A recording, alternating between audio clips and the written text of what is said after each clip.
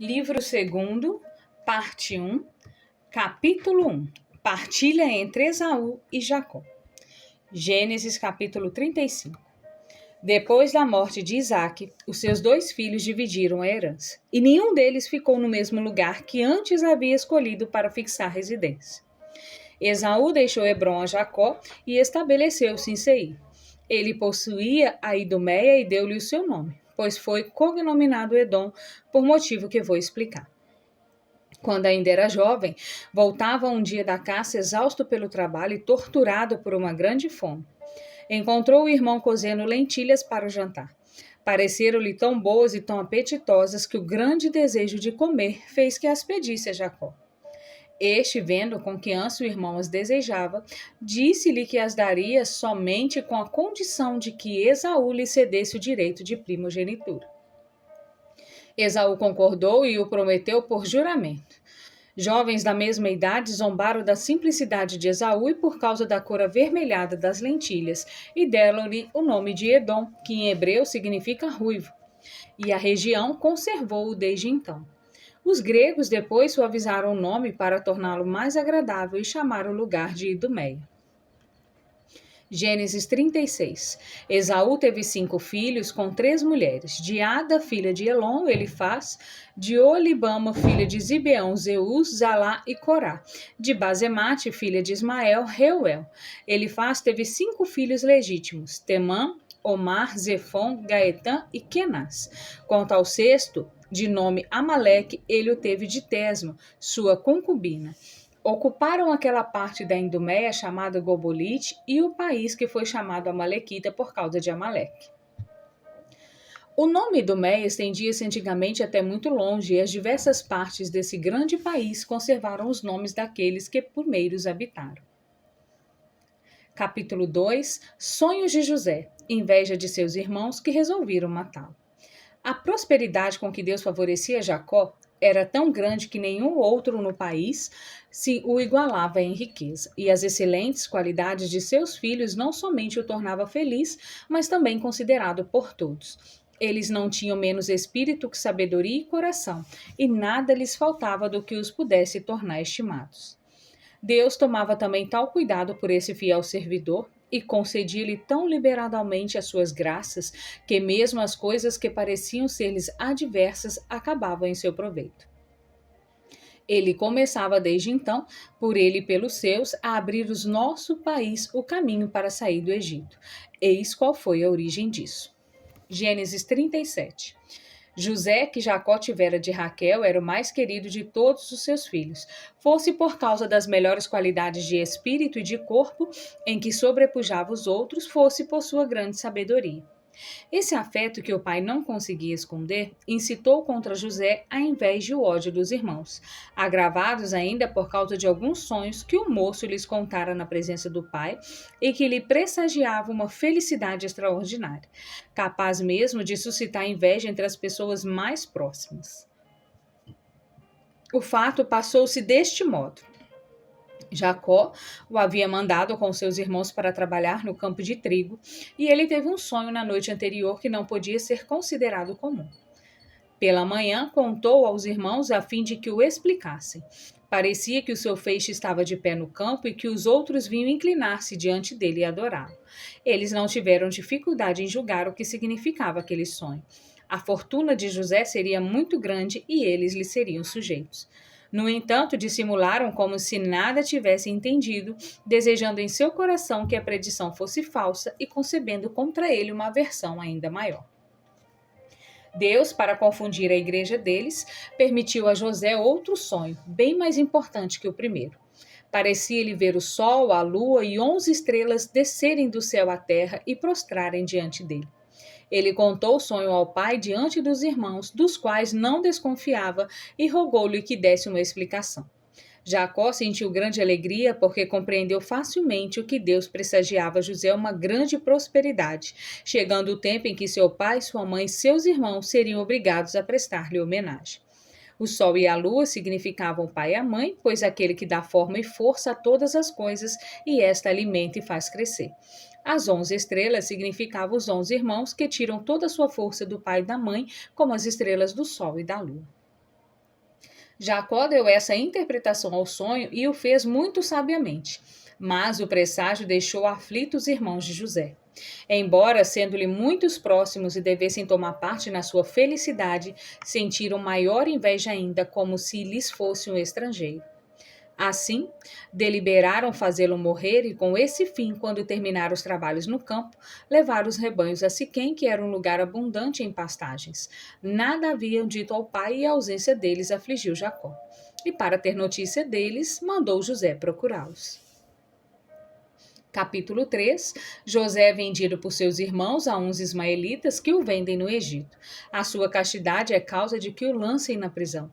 Lá interpreta 2 sonhos e em seguida 2 outros a Faraó, que o nomeia governador de todo o Egito. O Macareche obriga os seus irmãos a fazerem 2 viagens ao Egito, na primeira das quais José retém Simeão e na segunda Benjamim. Daí em seguida conhecer a eles e manda buscar o seu pai. Gênesis 37. Os irmãos de José viram-no chegar com prazer, não porque vinha da parte de seu pai, mas porque, considerando o inimigo, se regozijavam por vê-lo cair-lhes nas mãos. E temiam tanto perder a ocasião de que se desfazer dele que o queriam matar naquele mesmo instante. Porém, Rúben, o mais velho, não pôde aprovar tamanha crueldade. Fez-lhes ver a enormidade do crime que queriam cometer, o ódio que atrairiam contra eles e quão abominável seria o assassínio de um irmão. E se um simples homicídio já causava horror a Deus e aos homens. Além disso, eles matariam de dor um pai e uma mãe que, além do amor que tinham por José por causa de sua bondade, nutriam-lhe uma ternura particular, por ser ele o mais obediente de todos os filhos. Assim, eles o conjuravam a temer a vingança de Deus, que via já o cruel desígnio concebido em seus corações, que os perdoaria, contudo, se ele se arrependesse e compensasse o seu crime, mas que o castigaria muito mais severamente se o cometesse. Que considerassem, pois, que todas as coisas a eles eram gentes. As ações praticadas no deserto não passariam mais desapercebidas que as cometidas na cidade. E a própria consciência serviria-lhes de algoz. E acrescentou que jamais fora permitido matar um irmão, mesmo havendo ofensa da parte dele. E se por outro lado é sempre louvável perdoar aos amigos quando eles erram, por muito maior razão eles eram obrigados a não fazer mal a um irmão do qual jamais havia recebido injúria alguma. A simples consideração pela juventude dele deveria levá-los não somente a sentir compaixão, como também a ajudá-lo e protegê-lo. A causa que os instigava contra ele tornava-os ainda mais culpados, pois em vez de invejar a felicidade que lhe tocaria e as vantagens com que Deus se comprazia em enriquecê-lo, eles deveriam regozijar-se e considerá-las como suas também, pois sendo-lhes tão próximos, de tudo poderiam participar. Deviam, por fim, imaginar qual seria o furor e a indignação de Deus contra eles se levassem à morte aquele a quem havia julgado digno de receber de sua mão tantos benefícios, se ousassem tirar-lhe os meios de o favorecer com suas graças. Vendo Rúben que os irmãos, em vez de se comoverem com essas palavras, cada vez mais se obstinavam em sua funesta resolução, propôs escolherem o meio mais suave de executar, a fim de tornar a sua falta de algum modo menos criminosa.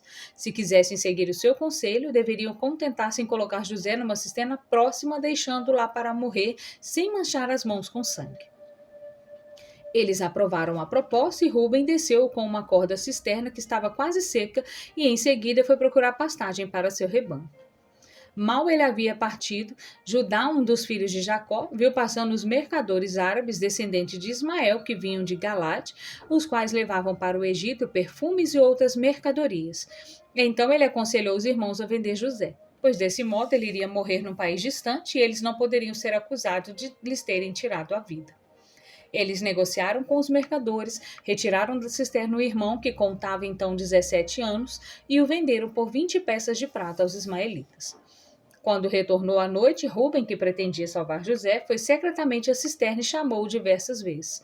Vendo que ele não respondia, imaginou que os irmãos o houvessem matado e censurou-o severamente. Eles então foram obrigados a contar-lhe o que haviam feito, e seu pesar foi desse modo um tanto mitigado. Os irmãos discutiram em seguida o que fazer para evitar ao pai a suspeita de um crime. Acharam que a melhor maneira era tomar as vestes que haviam tirado de José antes de pô-lo na cisterna, rasgá-las e molhá-las no sangue de um cabrito, levando-as assim manchadas ao pai, a fim de fazê-lo acreditar que o animal feroz o havia demorado. Foram então apressadamente para casa. O pai já estava desconfiado de que alguma desgraça acontecera a José. Os filhos disseram-lhe que não tinha visto, mas havia encontrado as suas vestes manchadas de sangue e rasgadas, as que de fato ele usava quando saíra de casa. E assim tinham todos os motivos para crer que ele fora devorado por animal feroz.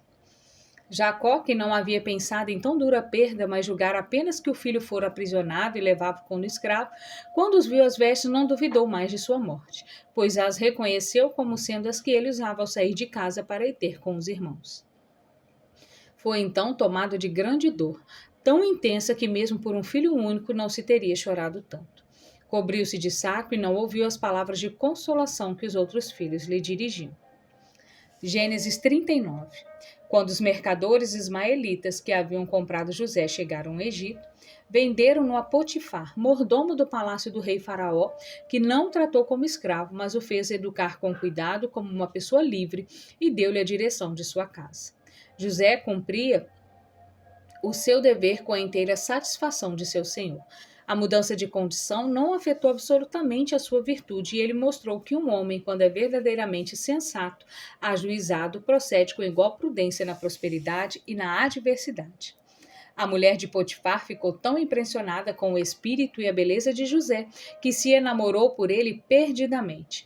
E como julgava pela condição a que a sorte o havia reduzido, imaginando que na situação de escravo ele se julgaria feliz por ser amado pela sua senhora, não teve dificuldade em decidir manifestar-lhe a sua paixão. José, porém, considerando um grande crime fazer tal afronta a um senhor ao qual era devedor de tantos favores, rogou-lhe que não exigisse dele uma coisa que não podia conceber sem passar como o homem mais ingrato do mundo, embora em todas as outras ocasiões soubesse o quanto era devedor a ela. A recusa só fez aumentar a paixão da mulher. Ela imaginava ainda que José não seria para sempre inflexível e resolveu tentar outro meio. Escolheu para isso o dia de uma grande festa a qual as mulheres costumavam comparecer e fingiu estar doente, a fim de ter um pretexto para não sair e tomar assim ocasião para solicitar José. Dessa maneira, encontrando-se em plena liberdade de falar-lhe e de insistir, disse: Vós teríeis feito muito melhor atendendo logo às minhas súplicas, concedendo-me o que vos peço, a minha qualidade e a violência do meu amor, que me obrigue, embora eu seja vossa senhora, a rebaixar-me até o ponto de vos rogar. Se fordes sensato, reparai a falta que cometestes. Não vos resta mais desculpa alguma, pois se esperáveis que eu vos procurasse uma segunda vez, faço-o agora e com maior afeto ainda. Fingi estar doente e preferi o desejo de ver-vos ao prazer de assistir a uma grande festa. Se tivesses alguma suspeita de que o que eu vos digo é uma cilada para vos experimentar, a minha perseverança não permitirá mais dúvidas de que a minha paixão é verdadeira. Escolhei, pois, agora o favor que vos ofereço, correspondendo ao meu amor e esperando de mim, para o futuro, favores ainda maiores, ou os efeitos de minha ira e de minha vingança, se preferires a honra que vos concedo uma vã opinião de castidade. Se isso acontecer, não imagineis que alguma coisa haverá capaz de salvar-nos, pois vos acusarei perante meu marido de terdes querido atentar contra a minha honra. E por mais que possais dizer e provar o contrário, ele prestará sempre mais fé às minhas palavras que às vossas justificativas. Após haver falado dessa maneira, juntou as lágrimas aos rogos, mas nem as solicitações nem as ameaças conseguiram demover José de faltar ao seu dever. Ele preferiu expor a tudo do que deixar levar por um prazer criminoso. Julgou que não haveria castigo que ele não merecesse se cometesse tal falta, e apenas para agradar uma mulher. Então, fez-lhe ver que ele também era devedor ao marido dela, acrescentando que os prazeres legítimos no casamento eram preferíveis aos produzidos por uma paixão desregrada, que esses últimos apenas se passavam causando um arrependimento inútil e que viveriam no contínuo temor de serem descobertos, mas nada havia a temer da fidelidade conjugal e do andar com confiança na presença de Deus e dos homens. Se ela se mantivesse casta, conservaria a autoridade que tinha para dar-lhe ordens, ao passo que perderia essa mesma autoridade cometendo com ele um crime que ele poderia sempre atirar-lhe no rosto. Enfim, a tranquilidade de uma consciência de que nada se sente culpada era infinitamente preferível à inquietação daqueles que precisam esconder pecados vergonhosos. Essas palavras e outras semelhantes que José proferiu, procurando convencê-la a moderar sua paixão e a compreender o próprio dever, só a fizeram inflamar-se ainda mais, e ela tentou obrigá-lo a conceder-lhe o que não podia, sem crime, pretender dele. Não podendo então tolerar por mais tempo tão grande vexame, ele escapou, deixando, porém, um manto nas mãos dela. Ofendida com a repulsa de José e temendo que ele a denunciasse ao marido, resolveu precedê-lo e vingar-se. Assim, irritada por não ter podido satisfazer sua paixão brutal quando o marido regressou e, surpreso, perguntou-lhe a causa de vê-lo naquele estado. Ela respondeu: Não mereceis viver se não castigardes como merece esse pérfido e detestável servidor, que, esquecendo-se da miséria que estava reduzido quando o compraste e da excessiva bondade com que o tratais, em vez de mostrar gratidão, teve a ousadia de atentar contra a minha honra e de assim querer fazer-vos a maior afronta que jamais poderíeis receber. Escolheu para executar o seu intento esse dia de festa e a vossa ausência. E dizei depois disso que a única causa deste pudor e dessa moderação que ele afeta não é o temor que tem de vós. A honra que lhe concedeste, sem que ele a merecesse e que por não teria ousado esperar, levou-o a essa horrível insolência. Ele julgou que, por lhe teres confiado todos os vossos bens e dado toda a autoridade sobre os demais servidores, ainda que mais velhos que ele, lhe era permitido levar os seus desejos pessoais até vossa esposa. Depois de ter-lhe falado dessa maneira e acrescentado lágrimas às palavras, mostrou-lhe o manto de José, afirmando que lhe havia ficado nas mãos enquanto resistia. Potifar, convencido por aquelas palavras e pelas lágrimas e dando mais valor do que devia ao amor do que tinha por ela, não pôde deixar de acreditar no que acabava de ouvir e ver. Assim, louvou-lhe muita sabedoria e, sem indagar da verdade, não duvidou de que José fosse realmente culpado e mandou-o colocar na prisão. Experimentava uma alegria secreta pela virtude da esposa, da qual julgava não poder duvidar depois da prova tão convincente que ela havia lhe mostrado. Enquanto o egípcio se deixava enganar dessa maneira, José, então amarga e injusta vicissitude, colocou nas mãos de Deus a justificação de sua inocência. Ele não quis se defender nem dizer de que modo as coisas se haviam passado, mas suportando com paciência a prisão e a humilhação, confiava em Deus, a qual tudo é manifesto, que conhecia a causa de sua infelicidade e que era tão poderoso quanto os que faziam sofrer eram injustos. Ele experimentou logo os efeitos da divina providência, pois o carcereiro, considerando a diligência e a fidelidade com que fazia tudo o que era mandado e tocado pela majestade estampada em seu rosto, tirou-lhe as cadeias, tratou melhor que os outros e tornou-lhe a prisão mais tolerável. Gênesis 40.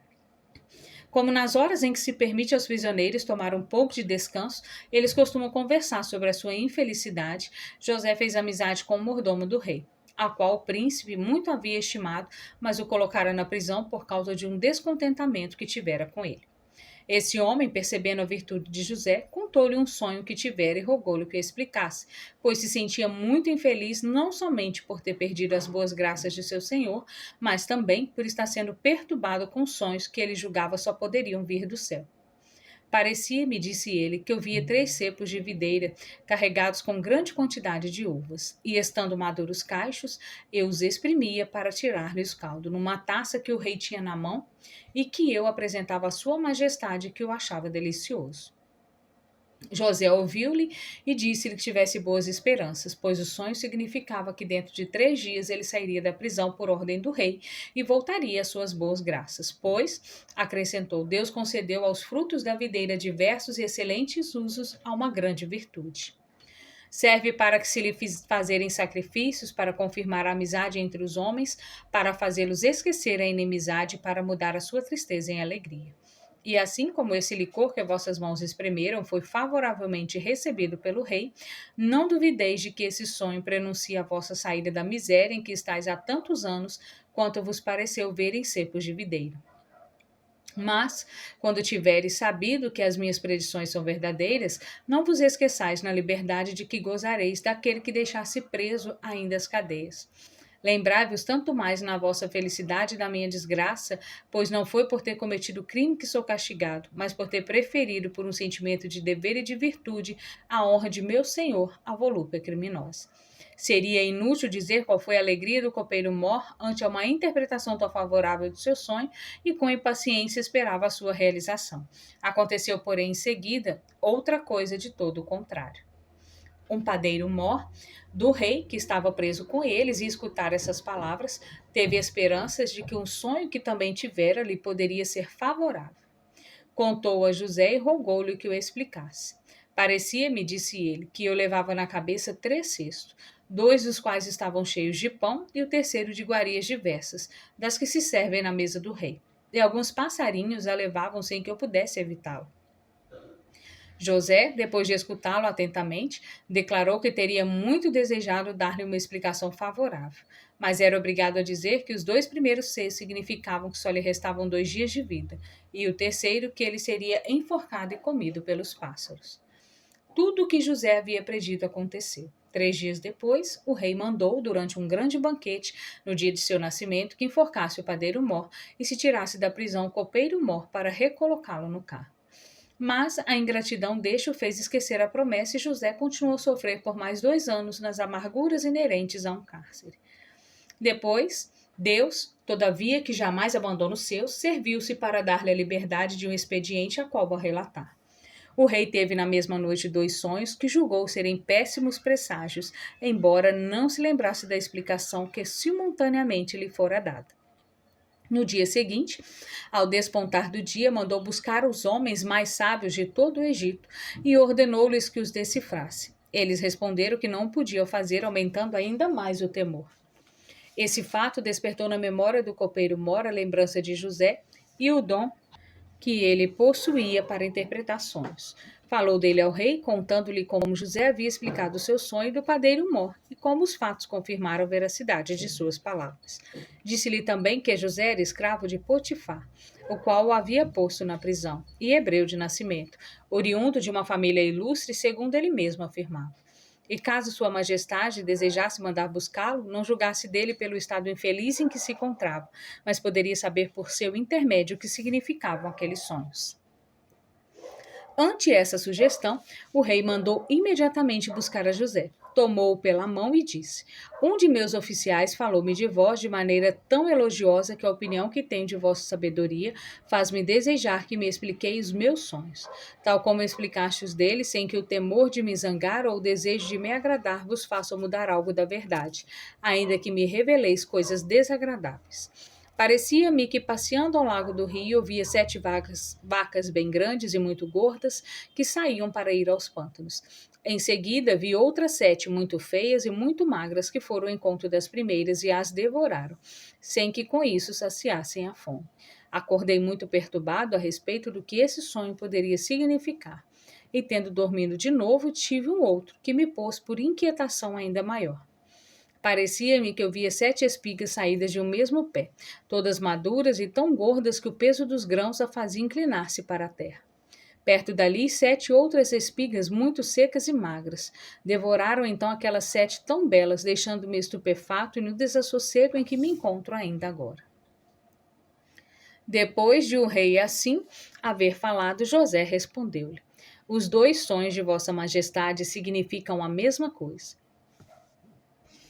As 7 vacas magras e as 7 espigas áridas que devoraram as vacas bem nutridas e as espigas gordas representam a esterilidade e a carestia que assolarão o Egito durante 7 anos e que consumirão toda a fertilidade e abundância dos 7 anos precedentes.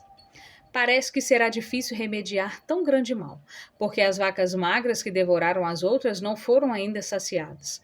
Mas Deus não prediz tais coisas aos povos para amedrontá-los, de modo que eles se deixem abater pelo desânimo, mas, ao contrário, para obrigá-los por uma sábia previdência a evitar o perigo que os ameaça. E assim, se agradar a vossa majestade mandar que se reserve o trigo colhido nesses anos tão férteis para distribuí-los na época de necessidade, o Egito não sentirá absolutamente a esterilidade dos outros anos. O rei, admirado da inteligência e sabedoria de José, perguntou-lhe o que fazer naqueles anos de abundância para tornar suportável a esterilidade dos outros. José respondeu-lhe que era necessário recolher o trigo, de sorte que se gastasse apenas o necessário e se conservasse o resto para prover a necessidade futura. E acrescentou que era ainda preciso deixar aos lavradores apenas o que lhes fosse necessário para semear a terra e para viver. Faraó, então, não menos satisfeito com a prudência de José do que com a explicação dos sonhos, julgou não poder fazer escolha melhor do que o próprio José para a execução de um conselho tão sensato. Assim, deu-lhe plenos poderes para determinar o que julgasse mais convincente, mais conveniente para o seu trabalho e o bem-estar de seus súditos. Como sinal da autoridade com que o honrava, permitiu que se vestisse de púrpura, usasse um anel com selo real e fosse conduzido sobre um carro por todo o Egito. José, em seguida, fez executar as ordens e mandou recolher todo o trigo aos celeiros do rei, deixando ao povo somente o necessário para semear e viver, sem dizer por que razão assim procedia. Ele tinha então 30 anos e o rei o fez nomear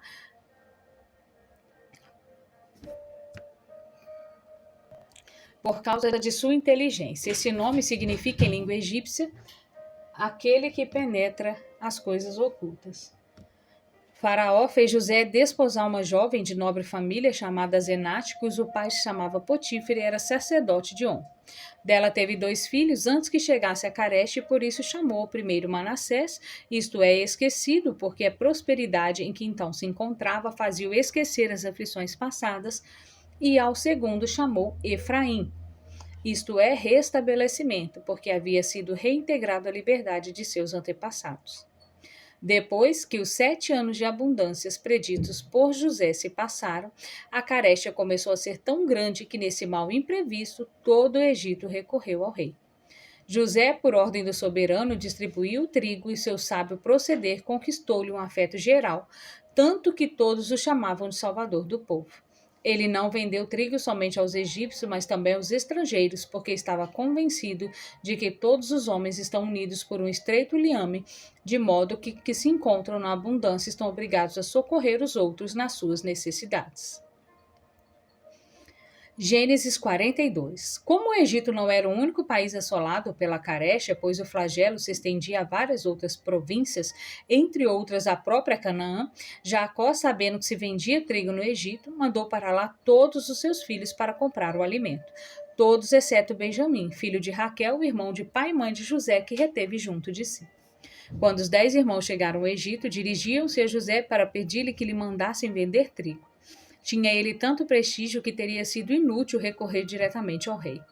Ele reconheceu imediatamente todos seus irmãos, mas eles não o reconheceram, porque José era ainda muito jovem quando o venderam, e a sua fisionomia estava mudada.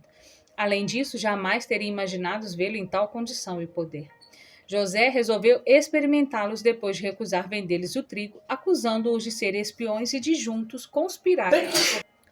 Declarou também que eles fingiam ser irmãos, embora se parecesse, mas que se haviam reunido de vários lugares, não sendo possível que um só tivesse tantos filhos. Todos tão bem feitos, uma rara felicidade que não acontece nem mesmo aos reis. Ele assim falou somente para ter notícias de seu pai, do estado de seus negócios durante a sua ausência e de seu irmão Benjamim, que temia tivesse também feito morrer pela mesma inveja da qual ele próprio já havia sentido efeito. As palavras de José os deixaram atônitos e, para se justificarem de tão grave acusação, responderam-lhe por boca de Rúben, o mais velho. Nada está mais longe do nosso pensamento que vir até aqui como espiões. A carestia que assola também a nossa pátria obrigou-nos a recorrer-vos a vós, porque soubemos que vossa bondade, não se contentando em remediar as necessidades de vossos súditos e do rei, vai além das fronteiras em socorro das necessidades dos estrangeiros, permitindo-lhes também comprar o trigo. Quanto a dizermos que somos irmãos, basta olhar os nossos rostos para se notar, pela semelhança que falamos a verdade. Nosso pai, que é hebreu, chama-se Jacó. Ele teve de 4 mulheres 12 filhos e fomos felizes durante o tempo em que vivíamos todos. Porém, depois da morte de um deles, chamado José, todas as coisas nos foram adversas. Nosso pai não se pode consolar de sua perda e a sua extrema aflição não nos causa a menor dor do que sentimos com a morte de nosso irmão, tão querido e tão amado. O motivo que nos traz aqui é somente comprar o trigo. Deixamos com nosso pai o mais moço de nossos irmãos, de nome Benjamim, que se vos aprover mandar buscá-lo, sabereis que vos dizemos a verdade e falamos sinceramente.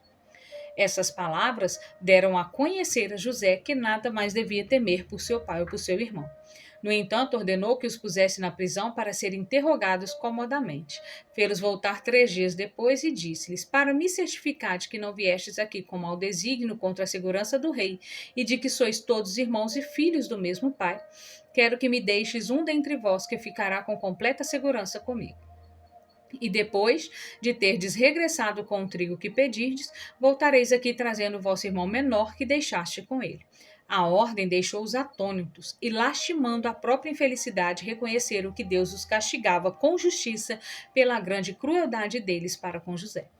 Por isso, Rúben, censurando-o severamente, disse-lhe que as lamúrias eram inúteis e que era necessário suportar com firmeza o castigo, o qual bem mereciam.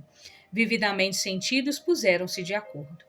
Como falavam em língua hebraica, julgavam que ninguém os entendia. José, no entanto, ficou tão comovido ao vê-los quase levados ao desespero que, não podendo reter as lágrimas e não querendo ainda dar-se a conhecer, retirou-se da presença deles. Tendo voltado em seguida, reteve Simeão como refém até que trouxesse o irmão menor. Então deu-lhes permissão para comprar o trigo e partir. Entretanto, ordenou que secretamente recolocassem nos sacos o dinheiro que havia entregado em pagamento, que foi feito. De volta a Canaã, eles narraram ao pai tudo o que se havia passado, como os haviam tomado por espiões, como o governador não quisera acreditar neles, apesar de terem dito que eram todos irmãos e que tinha ainda um irmão menor, o qual havia ficado com o pai, como conservaria o Simeão como refém até que levassem Benjamim. Pediram-lhe então que enviassem Benjamim com eles, sem nada temer pela sua sorte. Jacó, sentindo-se bastante pesaroso pelo fato de Simeão ter ficado no Egito, achou que a morte lhe seria mais suave que o risco de perder a Benjamim. E recusou-se deixá-lo partir, embora Rúben acrescentasse os seus roubos à proposta de entregar-lhe os próprios filhos para Jacó, dispor como bem entendesse se alguma desgraça sobreviesse a Benjamim. Mas nem assim pôde fazê-lo consentir. A resistência do pai pôs os irmãos em indizível agonia, que aumentou muito quando encontraram o dinheiro nos sacos do trigo. A carestia Gênesis 43, a carestia continuava e quando o trigo que haviam comprado estava terminando, Jacó começou a pensar em mandar Benjamim ao Egito, pois os seus irmãos não ousavam retornar sem ele. Embora a necessidade aumentasse e eles redobrassem as instâncias, Jacó não conseguia decidir-se. Em tal conjuntura, Judá, que era de natureza ousada e violenta, tomou liberdade de dizer-lhe que havia exagero em sua inquietação a respeito de Benjamim, pois quer ficasse junto dele, quer se afastasse, nada lhe poderia acontecer contra a vontade de Deus, que aquele cuidado inútil punha em risco a sua própria vida e a de todos os seus, pois só poderiam subsistir pelo auxílio que trouxessem do Egito, que deveriam considerar que o atraso no regresso talvez levasse os egípcios a executar Simeão, que segundo a sua piedade deveria confiar a Deus a conservação de Benjamim, e que por fim prometiam trazê-lo são e salvo e então morrer com ele. Jacó não pôde resistir a tão fortes razões e deixou partir Benjamim. Deu-lhes o dobro do dinheiro necessário para comprar o trigo, acrescentando vários presentes para José, dentre as mais preciosas que havia na terra de Canaã: bálsamo, resinas, terebintina e mel. Esse pai de natureza tão suave e tenra passou todo aquele dia imerso em grande dor ao ver partir todos os seus filhos. Também estes saíram do temor de seu pai e não puderam resistir a tão grande aflição. Mas, à medida que se adiantavam na viagem, consolavam-se com a esperança de uma melhor sorte. Logo que chegaram ao Egito, dirigiram-se ao palácio de José e, temendo que os acusassem de terem roubado o dinheiro do trigo que lhe haviam comprado, desculparam-se com o administrador, assegurando-lhe que fora grande a surpresa deles quando já em sua pátria encontraram nos sacos o dinheiro que de novo lhe traziam. Ele fingiu ignorar de que se tratava e eles ficaram ainda mais tranquilos quando puseram Simeão em liberdade. Pouco tempo depois, voltando ao palácio do rei, entregaram a José os presentes que o pai enviara.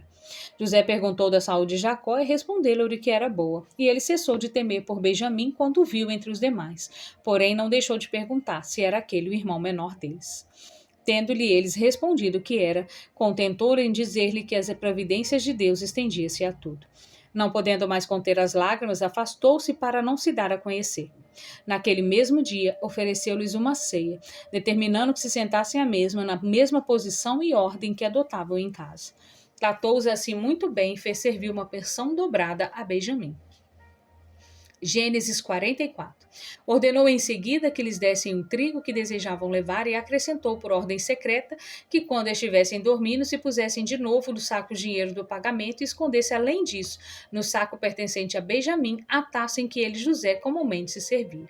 Queria desse modo experimentar a disposição dos irmãos para com Benjamim, para ver se o auxiliariam quando ele o acusasse daquele furto ou se o abandonariam sem se incomodar com a sua sorte.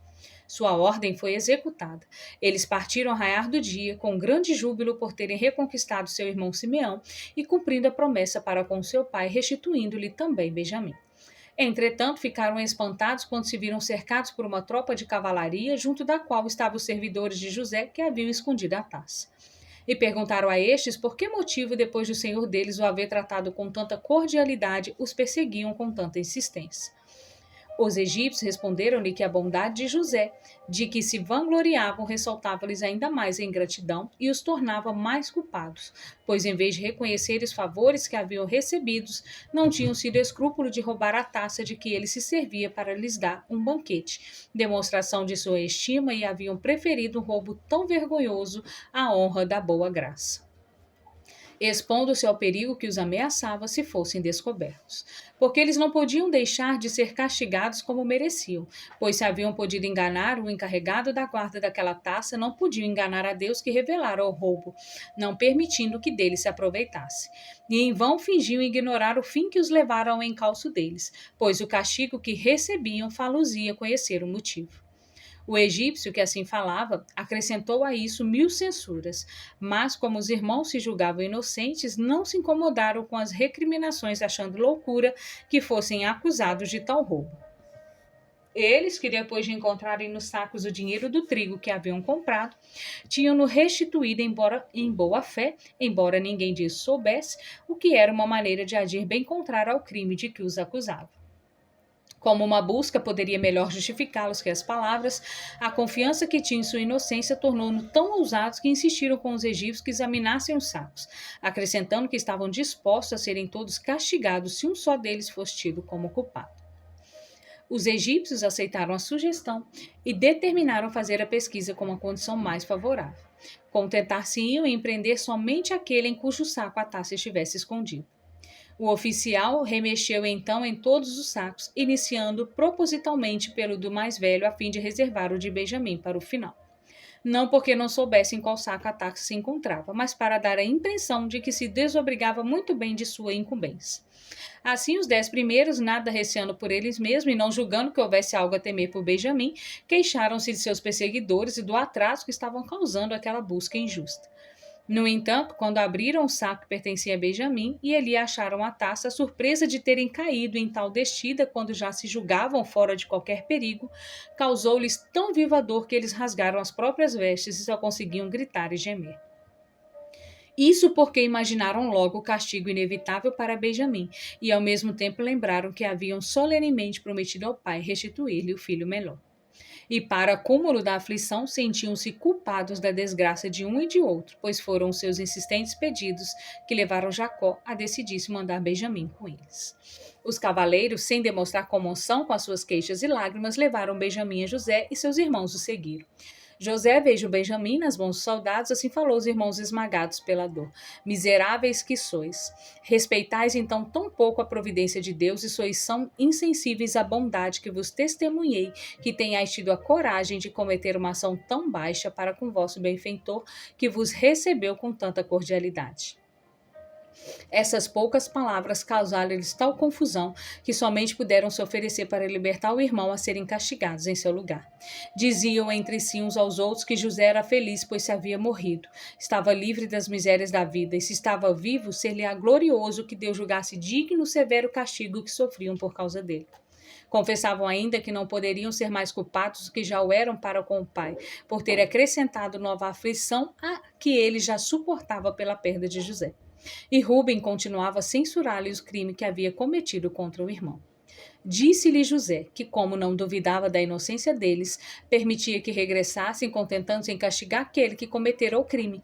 Pois assim como não era justo pôr em liberdade um culpado para ser agradável aos que não o eram, e do mesmo modo não seria razoável fazer sofrer inocentes pelo pecado de um só.